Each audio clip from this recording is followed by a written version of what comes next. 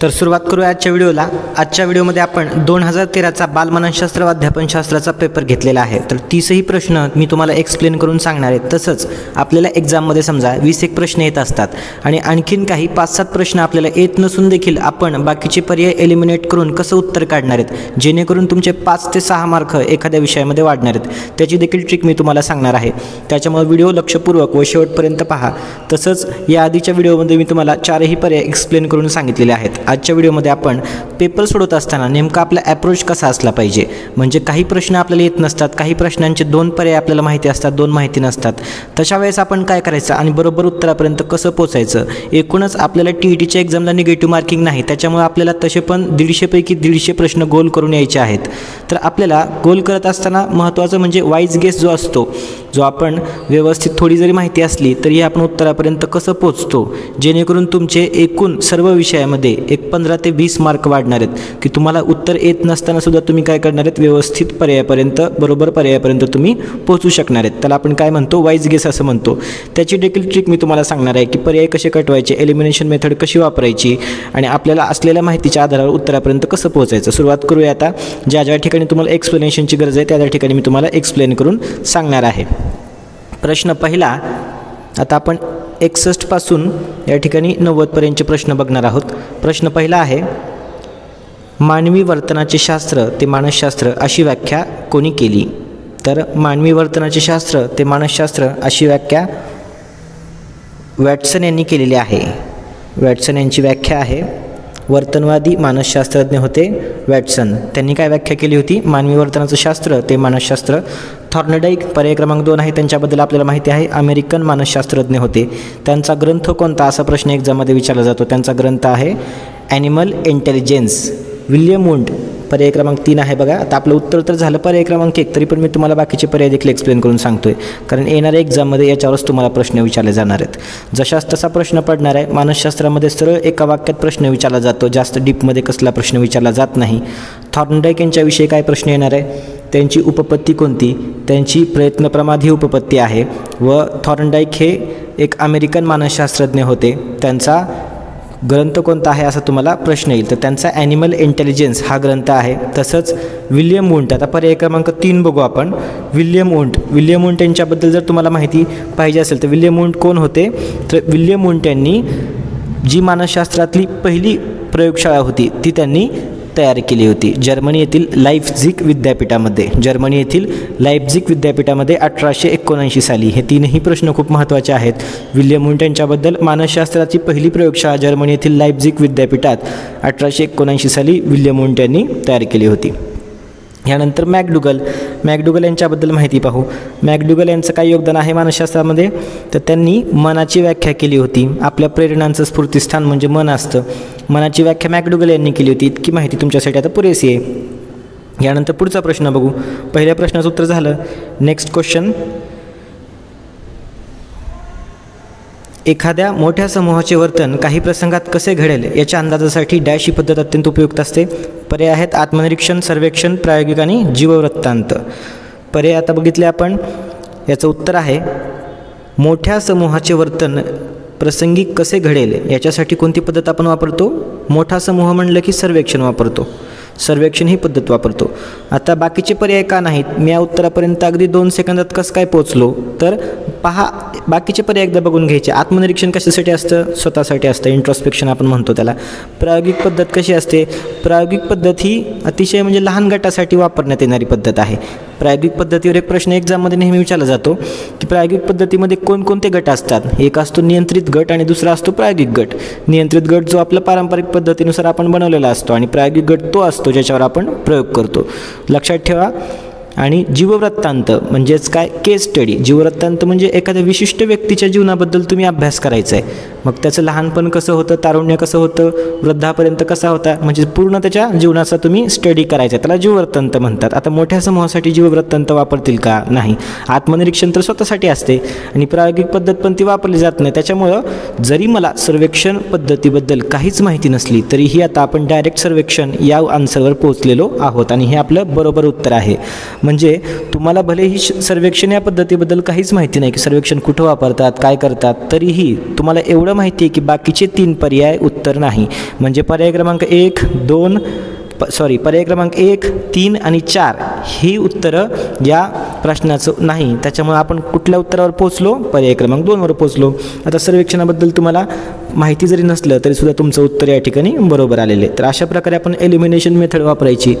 सर्वेक्षण कशासाठी केलं जातं? तर मोठ्या समूहासाठी केलं जातं. समजा एखाद्या ग्रामीण भागामध्ये सर्वेक्षण करत असताना शाळेच्या आसपासच्या परिसराचं तुम्हाला सर्वेक्षण करायचं आहे, एखादा बालकल्याण कार्यक्रम आहे, तर त्याच्यामध्ये तुम्ही काय करता? मोठ्या समूहाकडून सर्वेक्षण करून माहिती मागून घेत असता. ती सोपी पद्धत आहे मोठ्या समूहाकडून माहिती घेण्याची. आता या ठिकाणी काही मी जास्त आणखीन एक्सप्लेन करत नाही. आपल्याला पुढचे प्रश्न बघायचे आहेत आणि हे पण बघायचे की आपल्याला मानसशास्त्राच्या पेपरमध्ये एखादा प्रश्न येत नाही किंवा पर्याय कसे आपल्याला कट करून बाकीच्या पर्यायापर्यंत म्हणजे बरोबर उत्तरापर्यंत कसं पोहोचायचे. त्याच्यामुळे आता मी तुम्हाला या ठिकाणी डिटेलमध्ये एक्सप्लेनेशन सांगत बसत नाही, कारण या आधीच्या व्हिडिओमध्ये मी तुम्हाला 4ही पर्याय एक्सप्लेन करून सांगितले आहेत. एक प्रश्न अगदी मी तुम्हाला 2-2, 3-3 मिनिट एक्सप्लेन करून सांगितले आणि कसे प्रश्न त्याच्यावर येतील हे देखील तुम्हाला सांगितलं होतं. तर बघा, प्रश्न दुसरा होता आपला, त्याच्यामध्ये आत्मनिरीक्षण आणि प्रायोगिक या 2 पद्धतीबद्दल तुम्हाला आणखीन एक माहिती सांगतो. एक्झाममध्ये असा प्रश्न येतो की आत्मनिरीक्षण ही पद्धती शास्त्रीय आहे का अशास्त्रीय आहे? तर ही अशास्त्रीय पद्धती आहे आणि प्रायोगिक पद्धती जी आहे ती शास्त्रीय आहे. एवढं लक्षात ठेवा. आता तरी पण तुम्हाला जाता जाता थोडीशी एक्स्ट्रा इन्फॉर्मेशन आता मी सांगितलेली आहे. आता तिसरा बघू आपण प्रश्न. कातड्याच्या निर्जीव पट्ट्याला अंधारात साप समजून आपण घाबरतो हे डॅशचे उदाहरण आहे. समावेश, मनाचा कल, इंद्रिय भ्रम, चित्तभ्रम. आता बघा, मी या ठिकाणी क्वेश्चनकडे आता बघितलं. आता मला समजा याच्याबद्दल माहिती नाही, तरीही आपण 2 पर्याय कसे कट करू शकतो. बघा, कातड्याच्या निर्जीव पट्ट्याला अंधारात साप समजून आपण घाबरतो हे डॅशचे उदाहरण आहे. आता समावेशचे उदाहरण असणार आहे का ते, किंवा मनाच्या कलाचे? या ठिकाणी 2 पर्याय सारखे दिसत आहेत बघा. भ्रम भ्रम, पर्याय क्रमांक 3 मध्ये पण भ्रम आहे, पर्याय क्रमांक 4 मध्ये पण भ्रम आहे. म्हणजे उत्तर या दोन्हीपैकी एकच असलं पाहिजे. तुमचे 2 पर्याय तर इथंच कटून गेले. जर समजा तुमच्यापैकी काही शिक्षक मित्रांना चित्तभ्रमाबद्दल माहिती असेल तर त्याचं उत्तर लगेच त्यांना कळून जाईल की बाबा चित्तभ्रम आहे का इंद्रिय भ्रम आहे, किंवा काही विद्यार्थ्यांना इंद्रिय भ्रमाबद्दल माहिती असेल. जर तुम्हाला या दोन्हीपैकी एका शब्दाबद्दल जरी माहिती झाली तरीसुद्धा तुमचं उत्तर डायरेक्ट बरोबर येणार आहे. म्हणजे 3 तुमचे ऑप्शन या ठिकाणी कटणार आहेत. 2 ऑप्शन तर आपण तसे पण कटवून टाकले. कशामुळं? इंद्रिय भ्रम आणि चित्तभ्रम दोन्ही पर्यायापैकी एक असणार आहे उत्तर, कारण दोन्हीमध्ये भ्रम आणि भ्रम आहे. एक तुम्हाला एक ठोकताळा म्हणून सांगतोय. हे काय तुम्हाला असं एक्झाममध्ये प्रत्येक वेळेस म्हणजे तुम्ही हे एवढंच करून जा असं मी म्हणत नाही, पण जेव्हा आपल्याला उत्तर येत नाही तेव्हाची गोष्ट सांगतोय मी. तरी पण आता कातड्याचा निर्जीव पट्ट्याला अंधारात साप समजून आपण घाबरतो, याला काय म्हणायचं? याचं उत्तर आहे इंद्रिय भ्रम. ही गोष्ट लक्षात ठेवायची, एकदम सोपं आहे. कातड्याच्या निर्जीव पट्ट्याला आपण घाबरतो त्याला इंद्रिय भ्रम म्हणायचं. आणि चित्तभ्रम म्हणजे काय त्याचं उदाहरण सांगतो. चित्तभ्रमाचं उदाहरण हे आहे की मृत व्यक्ती जे असतात ते आपल्याला बोलवत आहेत, आपल्याला बोलत आहेत, अशा प्रकारचा जो भ्रम माणसाला होतो, माणसाच्या मनाला होतो, त्याला काय म्हणायचं? चित्तभ्रम असं म्हणायचं. आता इंद्रिय भ्रमाचं एक उदाहरण तुमच्या वहीत लिहून ठेवा आणि चित्तभ्रमाचं एक उदाहरण लिहून ठेवा. एक्झामला हेच विचारलं जाईल. इंद्रिय भ्रमाचं उदाहरण काय? कातड्याच्या निर्जीव पट्ट्याला अंधारात साप समजतो. आणि चित्तभ्रमाचं उदाहरण काय? मृत व्यक्तीला बोलतो, मृत व्यक्ती आपल्याला बोलवत आहेत, अशा प्रकारचा जो भ्रम होतो त्याला काय म्हणायचं? चित्तभ्रम. या ठिकाणी तुमच्या दोन्ही कन्सेप्ट क्लिअर झाल्या. आता इंद्रिय भ्रम आणि चित्तभ्रमावर प्रश्न आला की तुमचं 1 मार्क त्या ठिकाणी फिक्स होणार आहे. पुढचा प्रश्न बघू आता. सामाजिक निरीक्षणात्मक अध्ययन उपपत्ती डॅश यांनी मांडली. Jerome Bruner, David Ausubel, doctor Bloom, Albert Bandura. तर आता या ठिकाणी मी मागच्या व्हिडिओमध्ये तुम्हाला हे 4ही पर्याय एक्सप्लेन करून सांगितलेत. जेरोम ब्रुनर यांची उपपत्ती, डेव्हिड असुबेल, डॉक्टर ब्लूम. तर सगळ्यांची उपपत्त्या मी तुम्हाला सांगितल्यात. उपपत्तीचा व्हिडिओ बघितला नसेल तर तो 35 मिनिटांचा व्हिडिओ आहे. सगळ्याच उपपत्त्या मी तुम्हाला डिटेलमध्ये सांगितलेल्या आहेत आणि अगदी एकदम गोष्ट सांगितल्यासारखं मी सांगितलं आहे, जेणेकरून तुमच्या लक्षात राहील. जर तुम्ही तो व्हिडिओ पाहिला नसेल तर एकदा पाहून घ्या. याचं उत्तर आहे पर्याय क्रमांक 4, अल्बर्ट बांदुरा. सामाजिक निरीक्षणात्मक अल्बर्ट बांदुरा यांची उपपत्ती होती. आता उपपत्तीबद्दल मी तुम्हाला डिटेलमध्ये सांगत बसत नाही, कारण आपला व्हिडिओ बराच मोठा होणार आहे. त्याच्यामुळे आता उपपत्तीबद्दल सांगत बसलो तर त्याला जास्त टाईम लागून जाईल. त्याच्यामुळे तुम्ही काय करा, तो उपपत्तीचा व्हिडिओ बघून घ्या. याचं उत्तर आहे अल्बर्ट बांदुरा यांची कोणती उपपत्ती आहे? सामाजिक निरीक्षणात्मक. म्हणजे सोशल ऑब्झर्वेशन. विद्यार्थी काय करत असतो? समाजामध्ये निरीक्षण करतो, पिक्चरमध्ये पाहतो, TV मध्ये पाहतो, स्वतःचे आदर्श ठेवतो आणि त्यांच्यासारखं वागत असतो, असं अल्बर्ट बांदुरा यांचं म्हणणं होतं. यानंतर नेक्स्ट क्वेश्चन बघू आता आपण. साधक अभिसंधान पद्धतीचा उद्गाता कोण आहे? Albert Bandura. आत्ताच पाहिलं आपण अल्बर्ट बांदुरा यांची सामाजिक निरीक्षणात्मक उपपत्ती होती. तर याचं उत्तर काय आहे? पर्याय क्रमांक 2, B.F. स्किनर. आता या ठिकाणी मी तुम्हाला जास्त काय एक्सप्लेन करत नाही, अगदी सोपे प्रश्न आहेत आणि उपपत्ती एक्सप्लेन करत बसलो तर इथंच 1-अर्धा तासाचा वेळ निघून जाईल. त्याच्यामुळे तुम्ही तो व्हिडिओ बघून घ्या. मी तुम्हाला आता या ठिकाणी फक्त महत्त्वाचं सांगतो आहे, कारण पुढचे जे येणारे प्रश्न आहेत आपल्याला आता 61 90पर्यंत क्वेश्चन सॉल्व करायचे. तर त्या प्रश्नामध्ये तुम्हाला मी महत्त्वाचे ट्रिक्स सांगणार आहे की जेणेकरून आपल्याला उत्तर माहिती नसताना किंवा पर्याय बाकीचे कसे एलिमिनेट करायचे त्या पद्धतीवर आपण या ठिकाणी महत्त्वाचा फोकस करतो आहे. या आधीच्या सगळ्या व्हिडिओमध्ये मी तुम्हाला मानसशास्त्राचं महत्त्वाचे प्रश्न 500पर्यंतचे प्रश्न आपण सॉल्व केलेत आणि तेच गेस प्रश्न आपल्या एक्झाममध्ये येणार आहेत. त्याच्यामुळे तुम्ही ते सगळे व्हिडिओज बघा. मी या ठिकाणी परत म्हणजे डबल एक्सप्लेन करत बसत नाही. त्याच्यामुळे आता साधक अभिसंधान पद्धती कोणाची आहे? B.F. स्किनर यांची. यानंतर पर्याय क्रमांक, आता पुढचा प्रश्न बघू आपण. प्रश्न 66वा. कवी, लेखक, कलाकार, चित्रपट यातील कल्पना डॅश प्रकारच्या असतात? अनुकरणात्मक, सृजनात्मक, व्यावहारिक, पुनरुत्पादित. आता या ठिकाणी बघा, समजा आता हा प्रश्न माझ्यासाठी नवीन आहे, हा काय मी वाचून गेलो नाही किंवा पाठ करून गेलो नाही एक्झाममध्ये. तर अनुकरणात्मक असतात का? कवी, लेखक, कलाकार दुसऱ्यांचं अनुकरणच करतात का? कवी काय करत असतो, लेखक काय करत असतो, त्याच्या मनातल्या कल्पना तो इमॅजिन करत असतो, नवीन नवीन कल्पना तयार करत असतो. व्यावहारिक, पुनरुत्पादित. पुनरुत्पादित म्हणजे परत पुन्हा त्या उत्पादित केलेल्या. व्यावहारिक पण हे शब्द काय व्यवस्थित म्हणजे वाटत नाही आपल्याला की व्यावहारिक आहेत का त्या कल्पना, व्यावहारिक असतात का त्या कल्पना चित्रपटामधल्या किंवा लेखकामधल्या, एखाद्या कवयित्रीच्या कवितेमधल्या. व्यावहारिक तर त्या कल्पना नसतातच, मग अनुकरणात्मक नसतात. आता एखाद्याचं अनुकरण करून त्या कल्पना केलेल्या नसतात. शब्द फक्त बघा तुम्हाला उत्तर माहीत नाही तरी पण आपण उत्तरापर्यंत कसं पोहोचणार आहेत. पर्याय क्रमांक 1 चेक करायचा. अनुकरणात्मक तर नाहीत समजा, चला अनुकरणात्मक नसतात. मग पर्याय क्रमांक 2 बघू. सृजनात्मक आता तुम्हाला इंग्लिशमध्ये याचा अर्थ माहिती पाहिजे. सृजनात्मक म्हणजे काय? क्रिएटिव्ह. पहा, लेखक, कवी, कलाकार हे काय करत असतात? सतत नवीन नवीन पात्र साकारत असतात, सतत नवीन नवीन कल्पना करत असतात. चित्रपटामध्ये सतत नवीन कल्पनांचा वापर होतो की त्यामुळे आपलं उत्तर काय येणार आहे? पर्याय क्रमांक 2 सृजनात्मक. आता बाकीचे पर्याय आपण कसे कटवले? व्यावहारिक तर नसणार आहेत, व्यावहारिक नसतात कल्पना, पुनरुत्पादित पण नसतात. त्याच्यामुळं आपलं उत्तर आलं पर्याय क्रमांक 2. बघा आता आपण कशा प्रकारे उत्तरापर्यंत गेलो. आपल्याला हा प्रश्न जो आहे तो ऑन दी स्पॉट सुटलेला आहे. हा काय आपण वाचून गेलो नव्हतो किंवा पाठ करून देखील जायची गरज नाही. तर अशा प्रकारे पर्याय बघत असताना एक आपण तिथं कल्पना करून बघायची की लेखक, कवी, कलाकार यांच्या कल्पना कशा असतील? सृजनात्मक असतील, कारण क्रिएटिव्ह असणार आहेत ना, नवीन नवीन कल्पना येणार आहेत. अशा प्रकारे बाकीचे पर्याय आपण कट करू शकतो आणि पर्याय पण आपल्याला काही जास्त कन्फ्युजिंग दिलेले नसतात. पेपर एकदम सोपा असतो. 30 पैकी 30 गुणांची तुम्ही तयारी करू शकता. 28-29च्या खाली तसे पण मार्क तुम्हाला येणार नाहीत. जर तुम्ही व्यवस्थित जर पेपर वाचला, आराममध्ये मार्क्स येऊन जातात. प्रश्न 67वा. अध्ययनविषयक क्षेत्रीय उपपत्ती डॅश या मानसशास्त्रज्ञांनी मांडली? कुर्टलेविन, स्किनर, अल्बर्ट बांदुरा, कोहलर. आता स्किनर यांची कोणती उपपत्ती आहे बघा. बरं चला तुम्हाला उत्तर सांगतो आधी. अध्ययनविषयक क्षेत्रीय उपपत्ती ही कोणी मांडली होती? लेविन यांची आहे, कुर्टलेविन यांची आहे. हे आपलं झालं उत्तर. आता स्किनर यांची कोणती उपपत्ती? आता आपण वरच बघितलं होतं. स्किनर यांची कोणती आहे?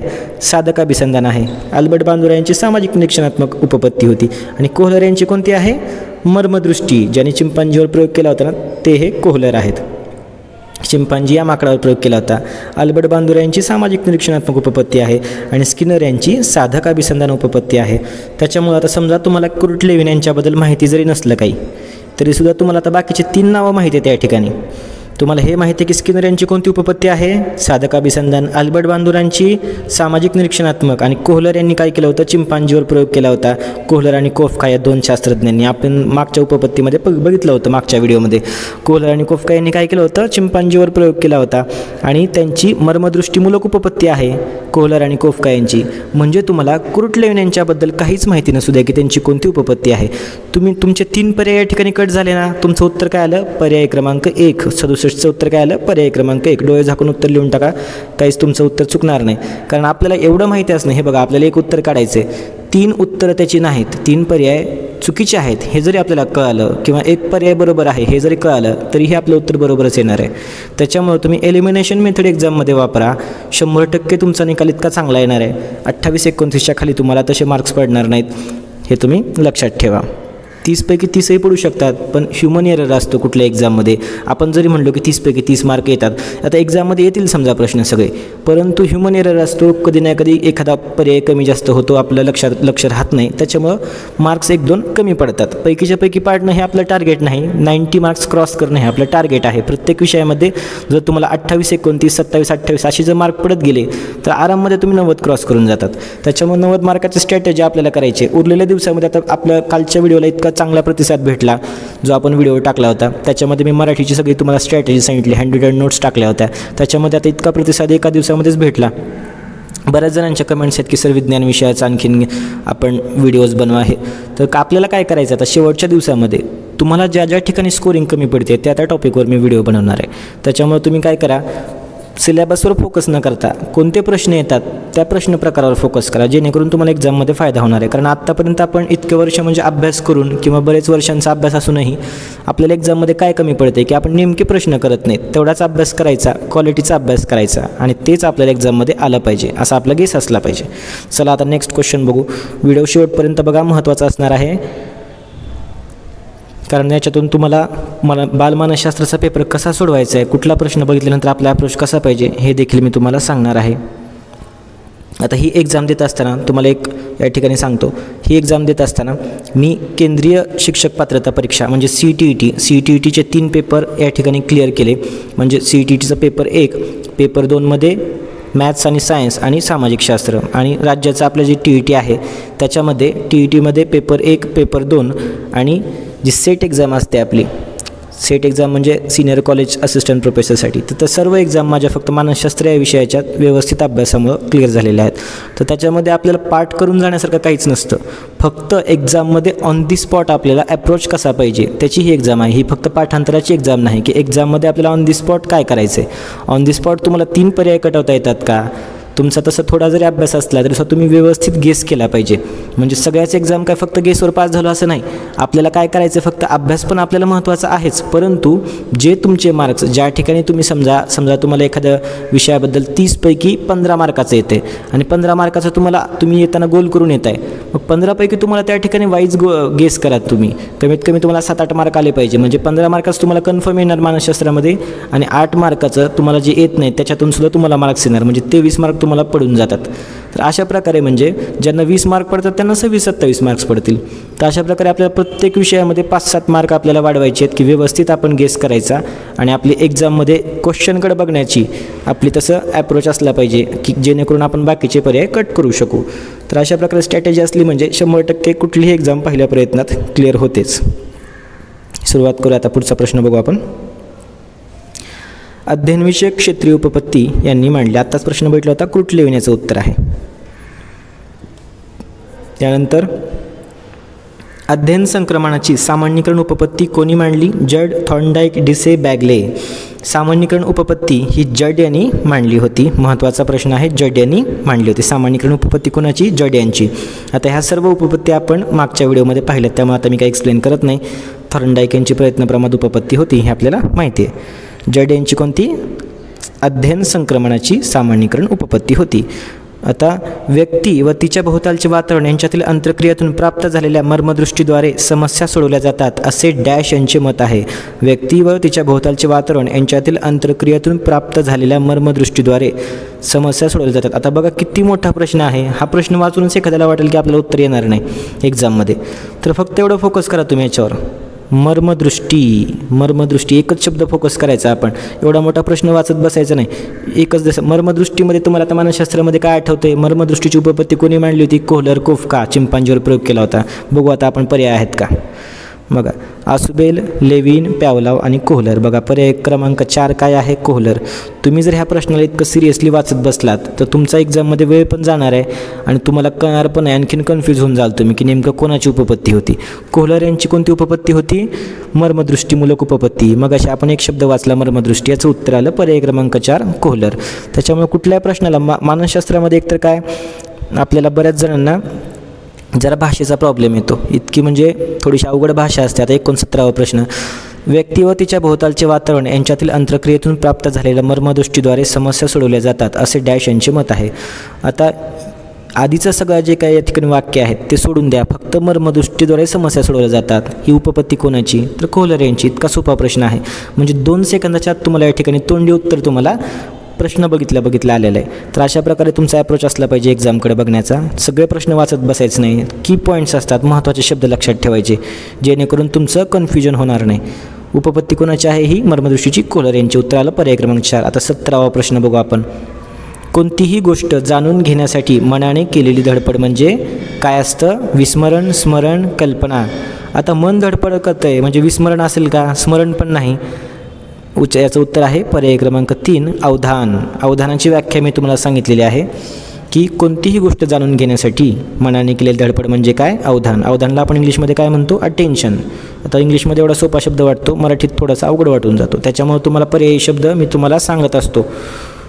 याची ही व्याख्या कशाची आहे? अवधानाची व्याख्या आहे. आता कल्पना, प्रेरणा या सर्व व्याख्या आपण दुसऱ्या व्हिडिओमध्ये तुम्हाला डिटेलमध्ये सांगितलेल्या आहेत, ते तुम्ही नंतर बघून घ्या. महत्त्वाचं फक्त आपण या ठिकाणी बघतो आता आपल्याला एक्झामसाठी काय महत्त्वाचं आहे? प्रतिक्रियामधील जोश किंवा आवेश वाढवणारी स्थिती म्हणजे प्रेरणा, अशी व्याख्या कोणी केली आहे? आता ही व्याख्या कोणी केली आहे हे आपल्याला माहितीच असणं आवश्यक आहे. अशा प्रश्नामध्ये आपण कसलाच गेस करू शकत नाही. त्याच्यामुळं व्याख्या केली आणि त्यांचं नाव खाली लिहून आपल्या वहीमध्ये काढायचं, जे की मी तुम्हाला प्रत्येक वेळेस सांगत असतो. आता प्रत्येक वेळेस आपले जे क्वेश्चन्स मी घेतलेत त्या ठिकाणी तुम्हाला सांगितलेलं आहे की एखादी व्याख्या कोणी केली, एखाद्या उपपत्तीचा जनक कोण आहे, तसेच प्रश्न येतात, तेच प्रश्न रिपीट येतात. कुठलाही एकदम नवीन प्रश्न तुम्हाला TETच्या एक्झाममध्ये येणार नाही की 13पासून विचारलाच नव्हता आणि अचानक नवीन आला तर थोडासा बदल होऊन येईल, एकदमच वेगळं येणार नाही किंवा सिलेबसच्या बाहेर जाणार नाही. त्याच्यामुळे आपले जे प्रश्न आपण घेतो त्याच्या बाहेरचा प्रश्न पडणार नाही. त्यामुळे तुम्ही निश्चिंत राहा, फक्त प्रश्नावर फोकस करा की प्रश्न आपल्याला कसे सोडवायचे. तर आता बघा, ह्या प्रश्नाचं उत्तर काय? पर्याय क्रमांक 1 आहे. जुश्री नावाच्या शास्त्रज्ञाचा आहे, यांनी व्याख्या केलेली आहे प्रेरणेची. आता प्रेरणेची व्याख्या कोणी केली असं समजा प्रश्न आला तर काय सांगायचं? जुश्री यांनी व्याख्या केलेली आहे. प्रतिक्रियामधील जोश किंवा आवेश वाढवणारी स्थिती म्हणजे प्रेरणा, अशी व्याख्या कोणी केली? जुश्री यांनी केलेली आहे. पुढचा प्रश्न बघू आता. सायकलवर तोल सांभाळता आला की स्कूटर किंवा मोटारसायकल शिकण्यास त्याचा उपयोग होतो. सायकलवर जर तोल सांभाळता आला म्हणजे सायकल चालवता आली की तुम्हाला स्कूटर चालवता येते, याला कोणतं संक्रमण म्हणायचं? धन, ऋण, शून्य यापैकी नाही. उत्तर आहे धनसंक्रमण. एका ठिकाणी घेतलेल्या ज्ञानाचा, कौशल्याचा, अनुभवाचा दुसऱ्या ठिकाणी फायदा होणं म्हणजे काय असतं? धनसंक्रमण. ऋणसंक्रमण म्हणजे काय असतं? एका ठिकाणी घेतलेल्या ज्ञानाचा, अनुभवाचा, कौशल्याचा दुसरी गोष्ट शिकताना अडथळा निर्माण होणं, अडचण निर्माण होणं, त्याला आपण काय म्हणतो? ऋणसंक्रमण. आणि शून्य संक्रमण म्हणजे काय?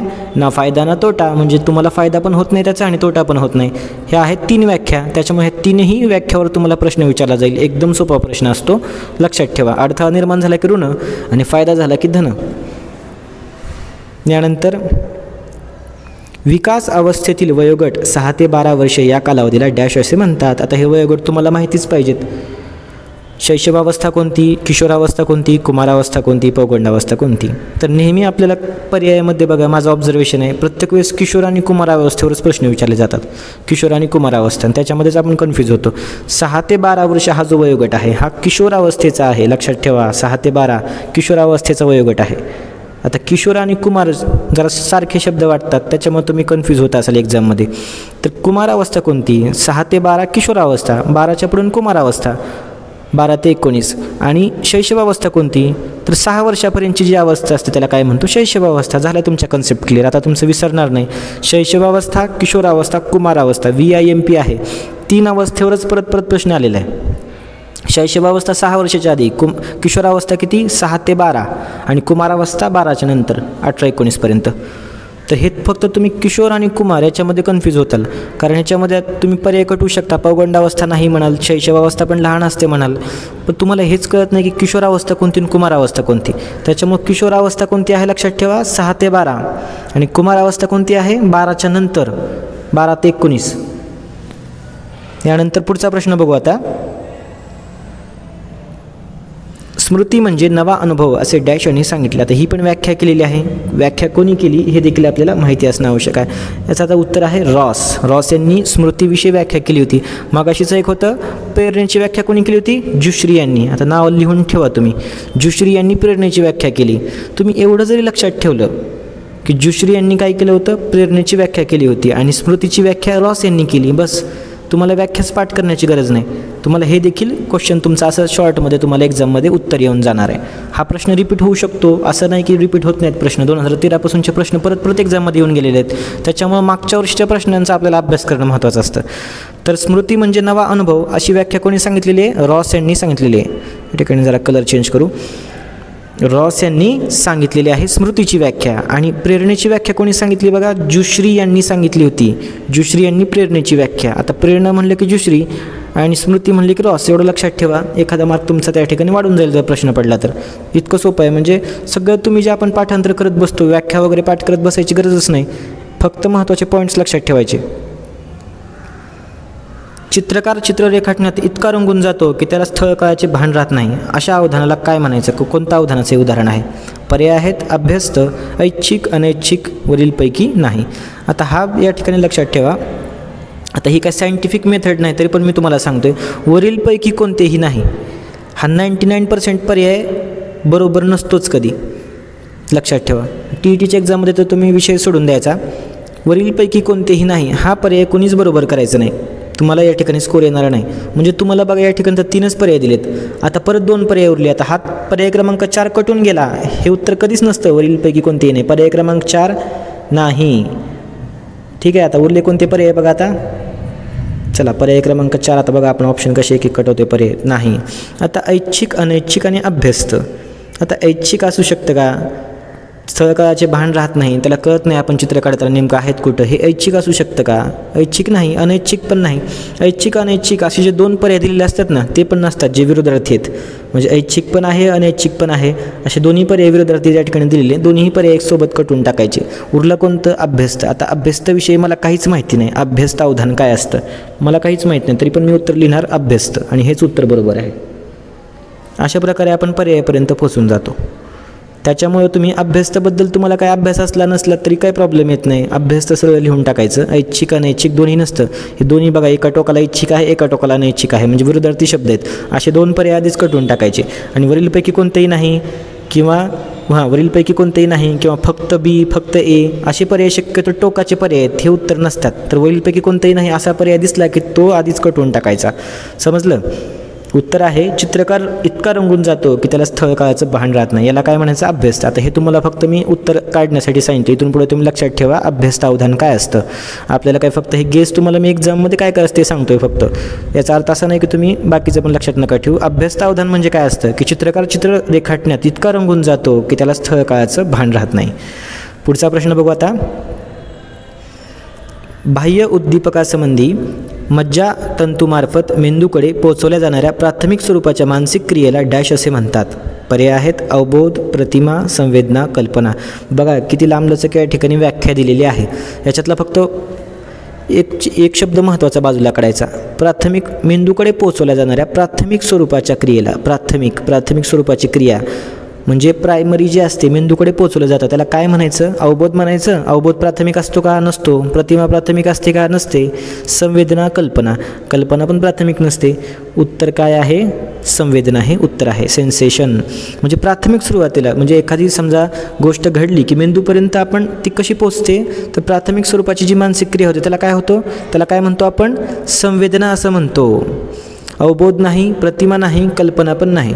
कल्पनेची ही व्याख्या तुम्हाला वाटते का की बाह्य उद्दीपकासंबंधी मज्जातंतूमार्फत मेंदूकडे पोहोचवल्या जाणाऱ्या प्राथमिक स्वरूपाच्या क्रियेला कल्पना म्हणतात. ती तुम्ही त्या ठिकाणी ठेवून बघा की बाकीच्या 3 पर्यायामध्ये तुम्हाला कोणतं बरोबर वाटते. तर अवबोध नाही, प्रतिमा नाही, मग उत्तर काय आलं? संवेदना. तर याचं उत्तर बरोबर संवेदनाच आहे.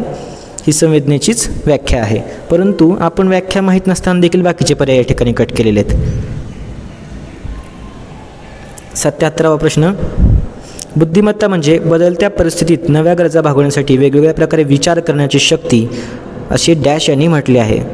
पर्याय आहेत स्टर्न, मॅकडुगल, गेट्स, विल्यम जेम्स. तर आता या ठिकाणी प्रश्न किती आहे? हा 77वा प्रश्न आहे. या प्रश्नामध्ये बुद्धिमत्तेची व्याख्या केलेली आहे. तर आता बुद्धिमत्तेसंबंधित संशोधन जे आहे ते फक्त स्टर्न यांचं आहे. त्याच्यामुळे ही व्याख्या कोणाची? स्टर्न यांची आहे. बुद्धिमत्ता म्हणजे बदलत्या परिस्थितीत नव्या गरजा भागवण्यासाठी वेगवेगळ्या प्रकारे विचार करण्याची शक्ती. स्टर्न यांची. आता स्टर्न यांचं नाव तुम्ही लिहून ठेवा आणि समोर लिहा बुद्धिमत्ता हा शब्द दिसला की त्याचं उत्तर स्टर्न असणार आहे. एवढंच तुम्ही लक्षात ठेवा. मगाशी मी प्रेरणेविषयी तुम्हाला सांगितलं, आणखीन एक तुम्हाला मी सांगितलं होतं. आता तुम्ही काय लक्षात ठेवा?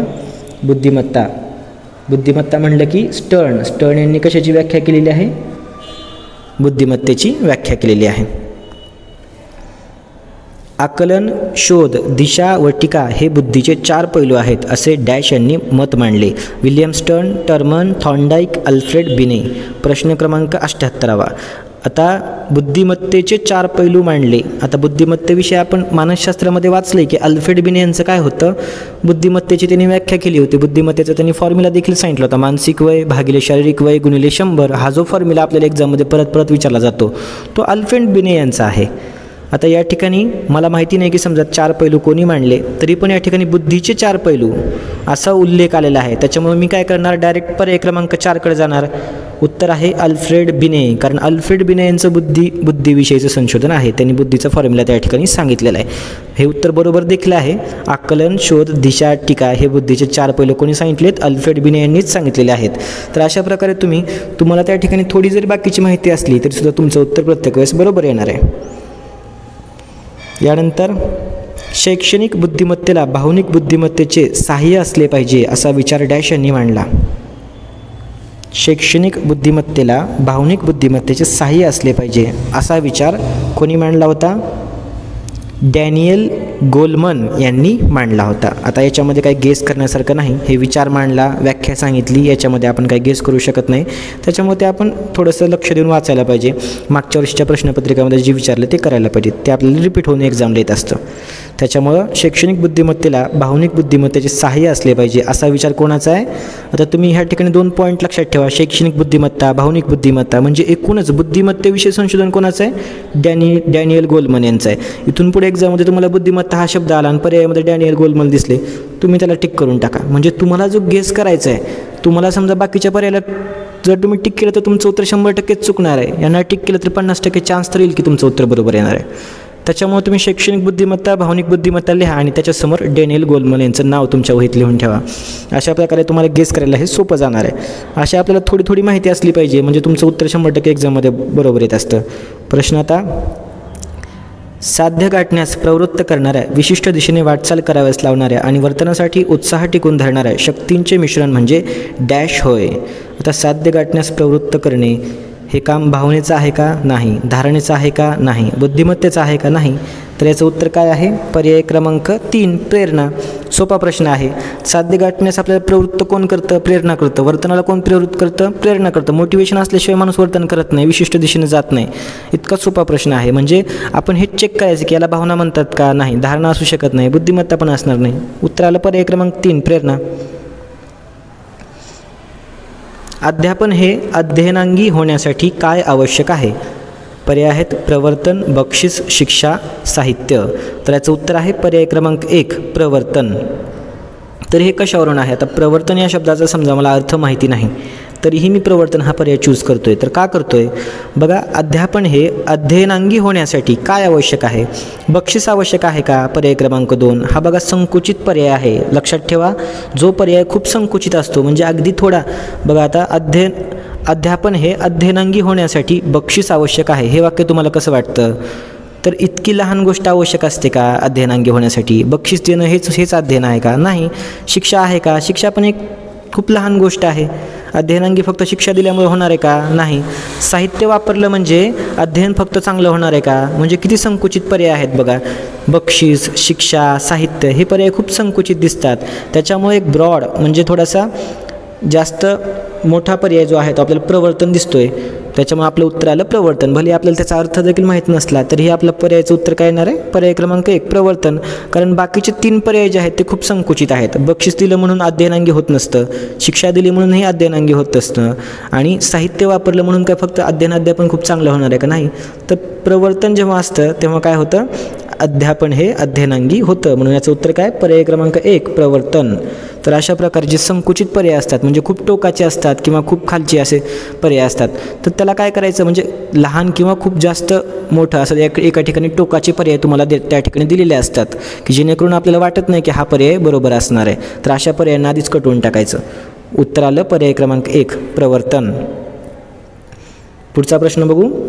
इसवी सन 1921 साली दक्षिणमूर्ती येथे बालमंदिर नावाची शिशुशाळा डॅश यांनी सुरू केली होती. 1921 दक्षिणमूर्ती येथे बालमंदिर नावाची शिशुशाळा कोणी सुरू केली. याचं उत्तर आहे पर्याय बघा अनुताई वाघ, सावित्रीबाई फुले, रमाबाई रानडे, गिजूबाई बदेका. पर्याय क्रमांक 4 बरोबर आहे, गिजूभाई बदेका यांनी सुरू केली होती. यानंतर पुढचा प्रश्न बघू. अध्यापनाच्या प्रतिमानाचे जनक. अध्यापन प्रतिमानं खूप ठिकाणी प्रश्न विचारला जातो. अध्यापन प्रतिमानं आपल्या शैक्षणिक वातावरणासाठी खूप महत्त्वाचे आहेत. अध्यापन प्रतिमानाचे जनक कोण आहेत असा प्रश्न आहे. आता याचं उत्तर फक्त डायरेक्ट लक्षात ठेवा, लिहून ठेवा वहीमध्ये. मार्शाविल आणि ब्रूस जॉईस. पर्याय क्रमांक 3 बरोबर आहे आपला, मार्शाविल आणि ब्रूस जॉईस. पर्याय क्रमांक 3 बरोबर आहे. अध्यापनाच्या प्रतिमानाचे जनक कोण आहेत? मार्शाविल आणि ब्रूस जॉईस हे आहेत. यानंतर पुढचा प्रश्न बघू. सजीवांची लक्षणे हा पाठ शिकवताना शिक्षकांनी सुरुवातीला विद्यार्थ्याकडून सभोवतालच्या असणाऱ्या सजीवांची माहिती काढून घेतली. तेथे शिक्षकांनी अध्यापनाचं कोणतं सूत्र वापरलं? तर शिक्षकांनी आधी काय केलं? विद्यार्थ्यांकडून माहिती काढून घेतली. जे त्यांच्याकडं सभोवतालची माहिती होती ती माहिती काढून घेतली. पर्याय आहेत मूर्ताकडून अमूर्ताकडे, ज्ञाताकडून अज्ञाताकडे, सुगमाकडून संकीर्णाकडे, विशिष्टाकडून सामान्याकडे. तर शिक्षकांनी काय केलं? आधी त्या विद्यार्थ्यांना तुमच्या सभोवतालबद्दल काय काय माहिती आहे ते सांगा. म्हणजे त्यांचं ज्ञान जे आहे त्याचा वापर केला. त्यांना जी गोष्ट ज्ञात आहे ते सांगितलं आणि नंतर अज्ञात ज्या गोष्टी आहेत त्याच्याकडे शिक्षक घेऊन गेले. म्हणजे याचं उत्तर आहे ज्ञाताकडून अज्ञाताकडे. यानंतर यशस्वी अध्यापन म्हणजे काय? आता बघा, मग अशी सांगितलेली ट्रिक या ठिकाणी यूज करणार आहोत आपण. यशस्वी अध्यापन म्हणजे काय? 100% निकाल, सर्व विद्यार्थ्यांनी प्रावीण्यासह उत्तीर्ण होणे, परिणामकारक अध्ययन, विद्यार्थ्यांचं यश. पर्याय क्रमांक 1 बघा, 100% निकाल म्हणजे यशस्वी अध्यापन झालं का? आपल्या वर्गातले सगळेच मुले पास झाले म्हणजे यशस्वी अध्यापन झालं का? नाही. खूप संकुचित पर्याय वाटतो हा देखील. त्याच्यामुळे पर्याय क्रमांक 1 नाही. निकाल लावणं हेच फक्त आपलं काम नाही. पर्याय क्रमांक 2 बघा, सर्व विद्यार्थ्यांचं प्रावीण्यासह उत्तीर्ण होणे म्हणजे डिस्टिंक्शनमध्ये सगळे आले मुलं म्हणजे तो क्लास चांगला शिकला का? यशस्वी अध्यापन झाला का? तर नाही. आपण फक्त मार्क्ससाठी शिकवतो का? किंवा मार्क्ससाठी अध्यापन ही प्रक्रिया आपल्याकडे चालू आहे का? नाही. प्रावीण्य मिळवण्यासाठी आहे का? नाही. म्हणजे हा पर्याय देखील खूप चुकीचा आहे. बघा, हा पर्याय तुम्ही इमॅजिन करून बघायचा फक्त, की यशस्वी अध्यापनाची व्याख्या काय आहे? की सर्व विद्यार्थ्यांनी प्रावीण्यासह उत्तीर्ण होणे. प्रावीण्यासह उत्तीर्ण होणे म्हणजे यशस्वी अध्यापन झालं का? तर नाही. हे आपल्याला कॉमन सेन्सनी कळतं. आपण कॉमन सेन्स या ठिकाणी यूज करतोय. पर्याय क्रमांक 3 बघा, परिणामकारक अध्ययन. आणि पर्याय क्रमांक 4 आहे विद्यार्थ्यांचं यश. आता विद्यार्थी यशस्वी झाला काय, अयशस्वी झाला काय, एक्झाममध्ये पास नापास झाला, ह्या गोष्टी चालत राहतात. परंतु परिणामकारक अध्ययन म्हणजे काय? लर्निंग. विद्यार्थ्यांची लर्निंग खूप इफेक्टिव्ह झाली पाहिजे, तेव्हाच अध्यापन यशस्वी झालं. आपण शिकवणं कधी यशस्वी झालं? जेव्हा विद्यार्थ्यांनी व्यवस्थित शिकले, विद्यार्थ्यांची लर्निंग चांगली झाली, परिणामकारक झाली, तेव्हा अध्यापन यशस्वी होत असतं. त्याच्यामुळे उत्तर आहे पर्याय क्रमांक 3, विद्यार्थ्यांचं यश. ही गोष्ट त्या म्हणजे टाईमपुरती आहे. विद्यार्थी यश मिळवतो, अपयश मिळवतो, तर ह्या गोष्टी तात्कालीन आहेत, म्हणजे तेवढ्या टाईमपुरत्या असतात यश अपयश. त्याच्यामुळं महत्त्वाची गोष्ट काय? अध्यापन यशस्वी कधी होतं? अध्ययन जेव्हा परिणामकारक होतं. तर अशा प्रकारे 3 संकुचित पर्याय वाटत होते बघा, ते आपण काय केले? एलिमिनेट केले, कटवले आणि अशा प्रकारे आपण कुठं पोचलो? परिणामकारक अध्ययन. इतका सोपा पेपर आहे बघा मानसशास्त्राचा. आपण डायरेक्टसुद्धा म्हणजे थोडासा अभ्यास आपला व्यवस्थित असला तरी देखील आपण 7 ते 8 प्रश्न आपण आपल्या कॉमन सेन्सनी सोडवू शकतो. आता बघा प्रश्न 86वा. समजा की आता याच्यामधलं थोडंसं आपल्याला फक्त माहिती पाहिजे. प्रश्न 86वा इतका थोडासा मोठा प्रश्न वाटतो आहे आपल्याला. असा प्रश्न आपल्याला चुकतो एक्झाममध्ये. क्रियात्मक क्षेत्रातील विकासांच्या टप्प्यांचा योग्य क्रम कोणता? आता समजा हा प्रश्न मी सोडून देणार एक्झाममध्ये, मला हा प्रश्न येतच नाही, तर हा प्रश्न उगाच तुम्ही 1 2 3 पर्याय काहीतरी गोल करून याल. तुम्ही वाचणार देखील नाहीत की नेमकं काय पर्याय आहेत 4. तर हे प्रश्न सोडवत असताना काय करायचं? फक्त पर्याय बघायचे. पर्यायानुसार तुम्हाला आता एक ट्रिक सांगतो बघा. पहिला आहे पर्याय क्रमांक, सगळे आपण 4ही पर्यायाचं एकत्रित बघायचं. बघा, पहिला पर्याय काय? अनुकरण अनुकरण अनुकरण. 3 पर्यायामध्ये अनुकरण आहेत. अनुकरण अनुकरण अनुकरण म्हणजे उत्तरामध्ये अनुकरण असलं पाहिजे, बरोबर. त्याच्यामुळे पर्याय क्रमांक 1 कटून टाकला मी या ठिकाणी, कारण 3 पर्यायामध्ये अनुकरण आहे. पर्याय क्रमांक 1 मध्ये अनुकरण नाही, त्याच्यामुळे पर्याय क्रमांक 1 याचं उत्तर नाही. बघा, अनुकरण अनुकरण असलेले 3 पर्याय मी बाजूला काढले. याच्यानंतर बघा शेवटी बघा, आता शेवटी बघा इथं स्वाभाविकीकरण या ठिकाणी आहे. स्वाभाविकीकरण आहे. 2 पर्यायामध्ये आहे स्वाभाविकीकरण, म्हणजे 2 पर्यायांच्या सुरुवातीला अनुकरण आहे, म्हणजे 100% अनुकरण हेच सुरुवातीला असणार आहे. यानंतर स्वाभाविकीकरण शेवटी आहे 2 पर्यायांच्या, म्हणजे ह्या 2 पर्यायापैकीच एक उत्तर असणार आहे. पर्याय क्रमांक 2 पण कटला पहा या ठिकाणी. पर्याय क्रमांक 2 सुद्धा या ठिकाणी आपण कटवून टाकलेला आहे. पर्याय क्रमांक 2 सुद्धा याचं आता उत्तर नाही. पर्याय क्रमांक 1 कसा कटवला आपण? अनुकरण बघितलं, 3 पर्यायांच्या सुरुवातीला अनुकरण होतं, अनुकरण. त्याच्यामुळे आपले पर्याय 2, 3, 4 पैकी एक असलं पाहिजे असं आपण गेस केला. यानंतर शेवटी बघितलं, शेवटी 2 पर्यायांच्या शेवटी स्वाभाविकीकरण आहे. मग आपण काय केलं?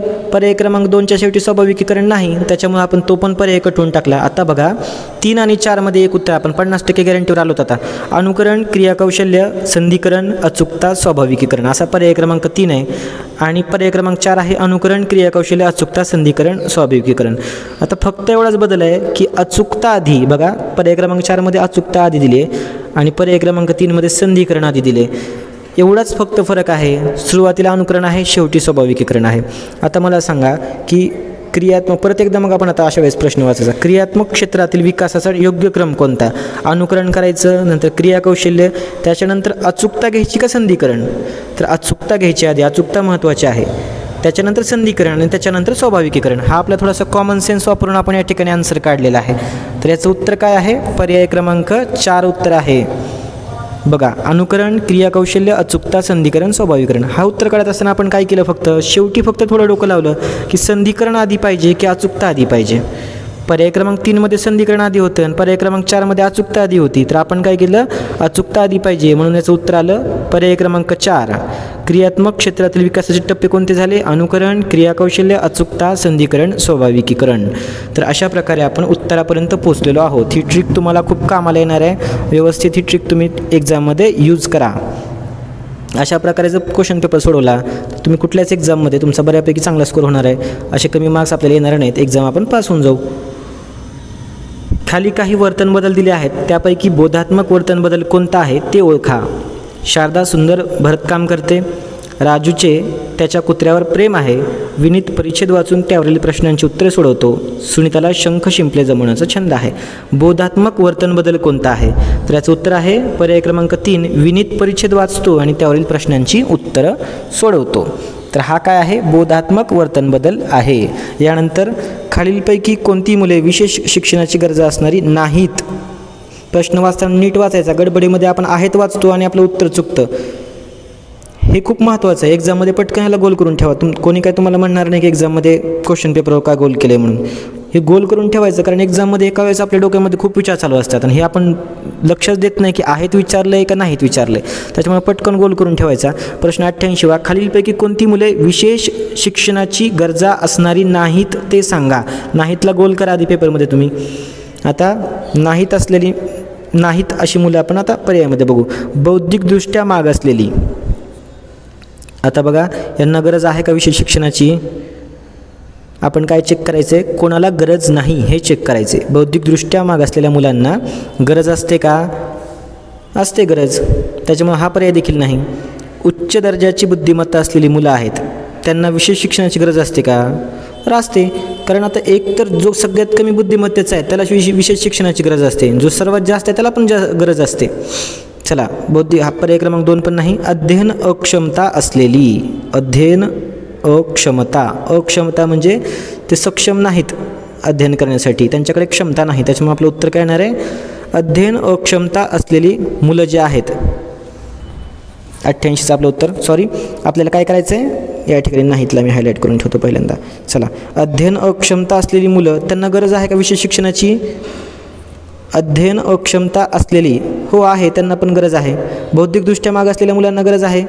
उच्च दर्जाची बुद्धिमत्ता असलेल्या मुलांना देखील गरज आहे, कारण की ते खूप उच्च दर्जाचे आहेत. बौद्धिकदृष्ट्या माग असलेले आहेत त्यांना पण गरज आहे. अध्ययन अक्षमता असलेल्या मुलांना पण गरज आहे. आणि अध्ययन क्षमता असलेली, आता मुलांकडे अध्ययन क्षमता आहेत, मग त्यांना विशेष शिक्षणाची गरज आहे का? तर नाही. त्याच्यामुळं आपलं उत्तर येणार आहे पर्याय क्रमांक 4, विशेष शिक्षणाची गरज नसणारं कोण आहे? ज्याला अध्ययन क्षमता आहे. त्याच्यामुळे पर्याय वाचत असताना व्यवस्थित पर्याय वाचा, गडबडीमध्ये थोडंसं इथं चुकून जातं. 19वा प्रश्न, अध्ययनात क्रियाशीलता कोणत्या स्वरूपाची असते? चला, आता पर्याय क्रमांक 1, बौद्धिक व भावनिक, शारीरिक व मानसिक, फक्त बौद्धिक, फक्त सामाजिक. आता बघा, इथं फक्त सामाजिक हा एक पर्याय आहे. आता इथं बौद्धिक, भावनिक, शारीरिक, मानसिक आणि बौद्धिक 3 पर्यायामध्ये आहे. त्याच्यामुळे सामाजिकचा उल्लेख कुठंच नाही. सामाजिक हा आपण पर्याय क्रमांक 4 कटवून टाकू पहिल्यांदाच. उरले 3 पर्याय. आता बौद्धिक व भावनिक शारीरिक व मानसिक आणि पर्याय क्रमांक 3 आहे फक्त बौद्धिक. तर हा फक्त बौद्धिक जो आहे तो खूप टोकाचा वाटतो. फक्त असलेला पर्याय कधी जास्त तर बरोबर नसतो. त्याच्यामुळे फक्त बौद्धिक हा देखील कटवून टाका. फक्त बौद्धिक, फक्त शारीरिक. मग पर्याय क्रमांक 1 आणि 2 पर्याय कशाला आपल्याला दिलेले आहेत, त्याच्यामुळे पर्याय क्रमांक 3 उत्तर असू शकत नाही फक्त बौद्धिक. त्याच्यामुळे आपण तो कट करून टाकला. आत्ता उरतो पर्याय बौद्धिक, भावनिक, शारीरिक, मानसिक. हे 4 पर्याय आपल्याकडे उरतात. तर आता याच्यामधून सॉरी 2 पर्याय उरतात, त्याच्यामध्ये 4 शब्द आहेत. तर याचा आता प्रश्न परत एकदा वाचायचा. आधी आपण काय केलं, 2 पर्याय कटवले. पर्याय क्रमांक 4 कटवला, फक्त सामाजिक आणि फक्त बौद्धिक. जे टोकाचे खूप पर्याय होते, संकुचित होते थोडेसे, कारण फक्त म्हणलं की संकुचित झाला पर्याय. मी तुम्हाला मगाशी सांगितलं संकुचित पर्याय कटवून टाकत जा आधी. फक्त सामाजिक, फक्त बौद्धिक नाही. आता काय राहिलं, बौद्धिक व भावनिक, शारीरिक व मानसिक. अध्ययनात क्रियाशीलता कोणत्या स्वरूपाची असते. तर अध्ययनात भावनिक असते का, नाही. त्याच्यामुळं भावनिक हा पर्याय काय मला बरोबर वाटत नाही या ठिकाणी. पर्याय क्रमांक 1 मध्ये जो बौद्धिकसोबत भावनिक आहे तो काय वाटत नाही. एक वेळेस बौद्धिकला मी गेस करू शकेल, परंतु भावनिक मला काय या ठिकाणी बरोबर वाटत नाही. त्याच्यामुळे माझं उत्तर काय येणार आहे, शारीरिक व मानसिक. शारीरिक व मानसिक. बघा तुम्ही 50%वर आला होतात. पर्याय क्रमांक 1 आणि 2 मध्ये तुम्हाला फक्त उत्तर काढायचं होतं. पर्याय क्रमांक 3 आणि 4 तसे पण तुम्ही कटवून टाकले होते. आता तुम्ही 2 पर्यायामध्ये कसं उत्तर काढता हा तुमचा गेस करायचा आहे. तुम्ही आता एक्झाममध्ये इथपर्यंत मी तुम्हाला सांगू शकतो, पण एकदम 50%वरून तुम्हाला डायरेक्ट एका पर्यायापर्यंत मी सांगू शकत नाही, कारण आपण ऑन दी स्पॉट गेस करायचा असतो तो. त्याच्यामुळे तुम्ही काय केलं, आता शारीरिक व मानसिक हे बरोबर आलं. अध्यापनशास्त्र म्हणजे काय, 90वा प्रश्न. अध्यापनशास्त्र म्हणजे काय, पद्धती व प्रतिमान, तत्वे व नियम, अध्यापनाची सूत्रे. आता ज्या ठिकाणी तुम्हाला TETच्या एक्झाममध्ये वरीलपैकी सर्व हा दिसेल पर्याय, 90% तोच पर्याय बरोबर असणार आहे. मग अशी काय सांगितलं, वरीलपैकी एकही नाही हा पर्याय कधीच चूज करायचा नाही, आणि वरीलपैकी सर्व जिथं असेल तो तुम्ही चूज करून टाका. काय प्रॉब्लेम नाही, कारण तुम्ही 150 प्रश्नांची एक्झाम देत आहे, तर 150 प्रश्नामध्ये तुम्ही तसे पण खूप गेस करणार आहेत, खूप तुक्के मारणार आहेत. तिथं वरीलपैकी सर्वचं तुमचं उत्तर त्या ठिकाणी योग्यच येणार आहे. समजा आज मी तुम्हाला सांगतोय, समजा उद्या तुमचं उत्तर एखादं चुकून जाईल, परंतु तुमचं 99 वेळेस उत्तर बरोबर येणार आहे. एक वेळेस चुकणार आहे, पण 99 वेळेस हे उत्तर बरोबर येणार आहे. तुम्ही ऑब्झर्वेशन करा, मागच्या वेळेच्या प्रश्नपत्रिका काढून बघा, प्रत्येक वेळेस वरीलपैकी सर्वला बरोबर आलेलं आहे, आणि हे आपल्याला लगेच कळून पण जातं. तर अशा प्रकारे आपण 30 प्रश्न बघितले मानसशास्त्राचे. 2013चा पेपर आपण पूर्ण सॉल्व केला. तुम्हाला वाटलं देखील नसेल की बाबा आपण हा प्रश्नपत्रिका मागच्या वर्षीची जी आपण सॉल्व करत होतो याच्यामध्ये कुठलीच गोष्ट आपल्याला अवघड वाटली नाही. इतक्या सोप्या गोष्टी होत्या. 30 पैकी 30 याच्यात तुम्हाला वाटलं का कुठे की आपल्याला या ठिकाणी 1 मार्क नाही भेटणार. 1-2 ठिकाणी फक्त व्याख्या होत्या. मार्क कुठे जातात आपले, ही व्याख्या कोणी सांगितली, हे कोणी असं म्हणजे प्रतिपादन कोणी केलं. तर अशा प्रकारचं म्हणजे एखाद्याचं तोंडची वाक्य असतात, त्या ठिकाणी एखादा मार्क जातो. तो मार्क तुमचा जाऊ द्या, काहीच प्रॉब्लेम नाही, परंतु 30 पैकी 30 मार्कांचा तुमचं जे या ठिकाणी तयारी झालेली आहे, आणि प्रश्न कसा सोडवायचा त्याची देखील तयारी तुमची झालेली आहे. तर अशा प्रकारे एक्झाममध्ये अप्रोच तुम्ही ठेवायला पाहिजे की बाकीचे पर्याय कसे कट करायचे आणि योग्य उत्तराकडे आपण कसं जायचं. याच्यासाठी आपल्याला काय करावं लागणार आहे, पहा तुमच्या 30 प्रश्नांचा सराव झाला, तुम्हाला त्या एक्झाममध्ये नक्कीच याचा फायदा होणार आहे. जसं आपण 350 प्रश्न आपल्या चॅनलवर घेतलेले आहेत, त्याचे 4ही पर्याय मी तुम्हाला एक्सप्लेन करून सांगितले. तुम्ही फक्त प्रश्न करा, तुम्हाला थेरी देखील करण्याची गरज नाही, डायरेक्ट एक्झाममध्ये तुम्हाला स्कोरिंग घेऊन जाईल. तर अशा प्रकारे आजच्या व्हिडिओमध्ये आपण जे महत्त्वाचे 30 प्रश्न आहेत मागच्या वर्षीचे ते देखील पाहिलेत. इथून पुढे आपण 19 पर्यंतच्या सर्व प्रश्नपत्रिका पाहू, आणि त्याच्या बाहेरचं तुम्हाला एकही क्वेश्चन येणार नाही. 30 पैकी 30 प्रश्नांची तुमची तयारी होणार आहे, आणि तुम्हाला एक्झाममध्ये नक्कीच 28च्या पुढे मार्क पडणार. तुम्हाला सांगितलं तर ह्युमन एरर असतो, 1-2 मार्क इकडे होतात. त्याच्यामुळे तुमचे 30 प्रश्न आपले आले पाहिजेत जशाच तसे, आणि आपल्याला 28च्या पुढे मार्क्स पडलेच पाहिजेत. हे आपलं टार्गेट ठेवायचं. म्हणजे बाकीच्या विषयामध्ये देखील स्कोरिंग नाही झाली तरी तुमचं 90+ स्कोअर या TETच्या एक्झाममध्ये 100% होणार आहे, ही माझी गॅरंटी आहे. तर विद्यार्थी मित्रांनो, तुम्हाला जर हा व्हिडिओ आवडला असेल तर नक्की सगळ्यांना शेअर करा, लाईक करायला सांगा. आणखीन एक महत्त्वाची गोष्ट, आपल्या चॅनलवर आपण हे बघा बालमानसशास्त्र विषयाचे व्हिडिओज अपलोड केलेले आहेत. तर याच्यामध्ये 35 मिनिटांचा व्हिडिओ आहे. हा मानसशास्त्रातील सर्व उपपत्ती मी तुम्हाला एक्सप्लेन करून सांगितलं. अगदी गोष्ट सांगितल्यासारखं तुम्हाला सांगितले, जेणेकरून तुमच्या तोंडपाठ होऊन जाईल आणि उपपत्तीवरचा एकही प्रश्न या व्हिडिओच्या बाहेर जाणार नाही. यानंतर 500 प्रश्नोत्तरांची सिरीज आपण चालू केली होती, 31 मिनिटाचा, 17 मिनिटाचा, आणि हा 33 मिनिटांचा. जवळपास 16च व्हिडिओ आहेत, जास्त पण व्हिडिओ नाहीत. पण याच्यामध्ये जे प्रश्न मी घेतले, जवळपास टोटल प्रश्न आपले 500च्या आसपास आता झालेले आहेत. तर त्या सर्व प्रश्नांचे 4-4 पर्याय मी तुम्हाला एक्सप्लेन करून सांगितलेत. म्हणजे एका प्रश्नातून आणखीन 3 प्रश्न निर्माण होतात. म्हणजे जवळपास 1,500 प्रश्नांची तयारी तुमची त्या ठिकाणी झालेली आहे. अशा प्रकारचे प्रश्न बघा, मी TET एक्झाम गेस पेपर आहे, TET एक्झामच्या मागच्या वर्षी जे प्रश्नपत्रिका आहेत त्यातले पेपर्स मी तुम्हाला या ठिकाणी सॉल्व करून दाखवलेले आहेत. तर हे स्क्रीनशॉट मी तुम्हाला याच्यासाठी दाखवतोय की तुम्ही जर आणखीन जर हे काही बघितलं नसेल तर तुम्ही ते एकदा बघून घ्या, कारण की हे खूप महत्त्वाचं आहे. बघा या ठिकाणी अतिसंभाव्य प्रश्नसंच जे आहेत, TETचा जो गेस पेपर आहे त्याच्यावर 14 मिनिटांचा व्हिडिओ बनवलेला आहे. त्याच्यानंतर बालमानसशास्त्र व अध्यापनशास्त्र म्हणजे या विषयाचे जेवढे काही गेस प्रश्न आहेत ते मोस्टली सगळे व्हिडिओज कशाचे आहेत, गेस प्रश्नांचे आहेत. हा बघा प्रिव्हियस इयर क्वेश्चन पेपरचा आहे. तर मागच्या वर्षी जे प्रश्न येऊन गेलेले आहेत, आता मी प्रत्येक वेळेस त्या ठिकाणी मेन्शन नाही केलं की हा प्रश्न ह्या वर्षी येऊन गेला, परंतु आपले जे काही 400-450 प्रश्न आहेत, जवळपास आता 500 झाले असतील, मी काय ते एवढे पण मोजले नाहीत, परंतु ते सर्वच प्रश्न त्याच्यातले अर्ध्याच्या वर प्रश्न येऊन गेलेले आहेत, खूप प्रश्न येऊन गेलेले आहेत. त्याच्यामुळे तेच प्रश्न रिपीट येतात आणि ते तुम्हाला एक्झाममध्ये फायद्याचे असणार आहेत, खूप फायदा होणार आहे त्याचा. त्याच्यामुळे आपल्या चॅनलच्या प्लेलिस्टमध्ये जा, प्लेलिस्टमध्ये गेल्यानंतर बालमानसशास्त्र या विषयाच्या प्लेलिस्टमध्ये जा आणि त्या ठिकाणी तुम्हाला तो व्हिडिओ दिसेल. सर्व व्हिडिओ पहा, व्हिडिओ पाहून तुमच्या प्रतिक्रिया नक्की कळवा. कालच्या व्हिडिओला तुम्ही एका दिवसामध्ये जो चांगला प्रतिसाद दिला, जो की मी मराठीच्या स्ट्रॅटेजीचा टाकला होता की ऑन दी स्पॉट एक्झाममध्ये काय करायचं, सगळे टॉपिक मी हाताने लिहून हँड रिटन तुम्हाला नोट्स दिलेले आहेत आणि मराठी विषयाचा तुम्ही इतका चांगला व्हिडिओला रिस्पॉन्स दिला, त्याच्यासाठी सगळ्यांचं खूप खूप धन्यवाद. आणि आता इथून पुढे मी प्रत्येक विषयाची स्ट्रॅटेजी टाकणार आहे, जेणेकरून आपल्याला सिलेबस कव्हर करणं हे आपलं टार्गेट नाही, तर आपल्याला काय करायचं, स्कोरिंग करायचे जास्तीत जास्त. विज्ञान विषयामध्ये असू द्या, बालमानसशास्त्र असू द्या, इंग्लिश असू द्या, गणित असू द्या. बरेच जणांनी विचारलं गणिताचे व्हिडिओ, जवळपास 150च्या वर गणिताचे व्हिडिओज मी चॅनलवर टाकलेले आहेत. 5वी आणि 8वी स्कॉलरशिप याच्या बाहेरचा एकही प्रश्न TETच्या एक्झाममध्ये पडत नाही आणि सर्व सिलेबस मी चॅनलला अपलोड केलेला आहे. मराठी विषयांचे 55 व्हिडिओ आहेत, पूर्ण व्हिडिओज अपलोड केलेले आहेत. त्याच्यामुळे तुम्ही ते व्हिडिओ बघा आणि तुम्ही ठरवा की क्वालिटी त्याच्यामध्ये आहे की नाही, एक्झाममध्ये ते प्रश्न येतात की नाही. कारण एक्झाम झाल्यानंतर देखील तुम्ही एक्झाम पेपर चेक करा, तुम्हाला याचा नक्कीच फायदा होणार आहे. त्याच्यामुळं जास्तीत जास्त तुमच्या मित्रांना शेअर करा, जेणेकरून महाराष्ट्रातील प्रत्येक कानाकोपऱ्यात असणाऱ्या जे शिक्षक बांधव आपली एक्झामची तयारी करतात त्यांना हा व्हिडिओ त्यांच्यापर्यंत पोहोचेल आणि त्यांना त्याचा नक्कीच फायदा होणार आहे. कारण मी माझ्या आत्तापर्यंतच्या असलेल्या जो काय अभ्यास आहे, अनुभव आहे, त्याच्यातून मी तुम्हाला या सर्व गोष्टी तुमच्यासाठी म्हणून व्हिडिओज तयार करतो आहे. तुम्ही जर त्या ठिकाणी सगळ्यांना शेअर केलं, कमेंट्स केल्या, तर मला नक्कीच चांगलं वाटणार आहे. त्याचं प्रोत्साहन देखील आपल्या सर्वांना पाहिजे असतं, जे आपण काम करतो त्याच्यासाठी. ते प्रत्येकाला आपलं ह्युमन नेचरच आहे. त्याच्यामुळे तुम्हाला देखील इतर मित्रांना ही गोष्ट शेअर करायला आवडेल, त्यांना देखील फायदा होणार आहे. तर अशा प्रकारे आजच्या व्हिडिओमध्ये आपण 30 प्रश्नांची तयारी केली, जे की 2013च्या एक्झाममध्ये येऊन गेले होते. इथून पुढे देखील आपण क्वेश्चन पेपर घेत राहू. तुम्हाला माझ्यापरीने जेवढी काही मदत करता येईल तेवढी मी या ठिकाणी करणार आहे. भेटूया आपण आता पुढच्या व्हिडिओमध्ये. खूप खूप धन्यवाद. Thank you so much.